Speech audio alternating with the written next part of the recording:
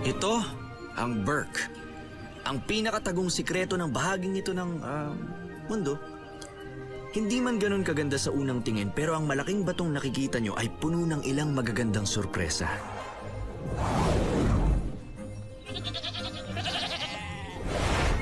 Masayang mamuhay rito. Hindi sa mga mahihina ang loob. Dahil kung sa lugar nyo ay nakasanayan ng pagganchilyo at pananahi, kaming mga Burke nalilibang sa isang pampalipas oras na kung tawagin ay Dragon Racing.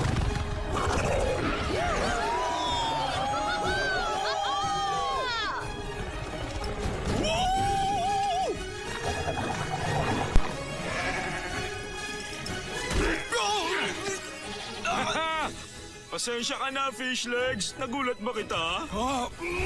Snotloud, ibalik mo sa akin yan! O, sa'yo na.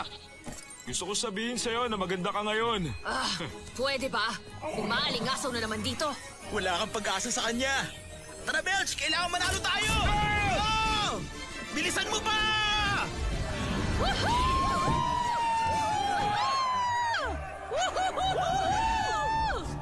Haha!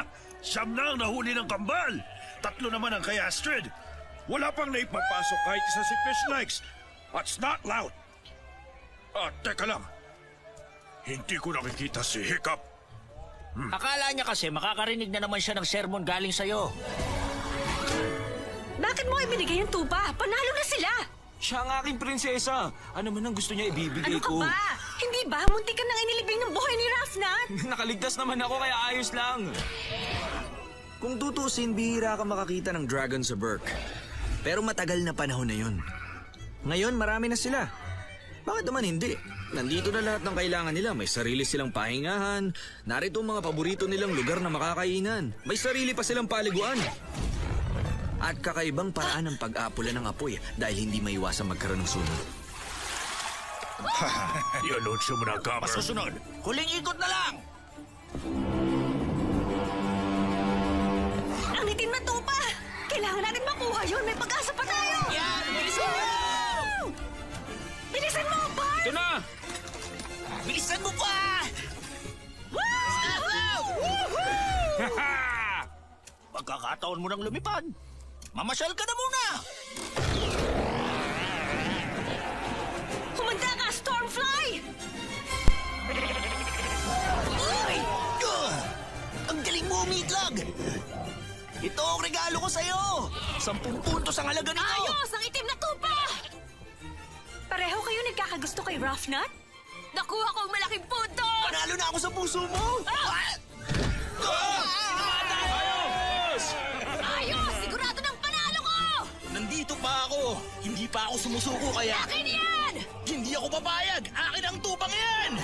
Kunin mo, Astrid! Ako ang dapat manalo! Hayaan mo! Kuha mo na Kailan muna man hindi dito! ka magwawagi! Huli ka! Ha-ha! Astrid! Yan ang gusto ko sa'yo! Hindi nagkamali ng pagpili ang anak ko sa kanya! Woohoo! Sandali lang. Stormfly! Wow!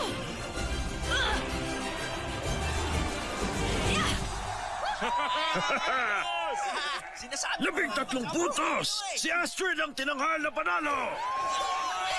Sa totoo lang, napakasaya ng mga taga-Burke.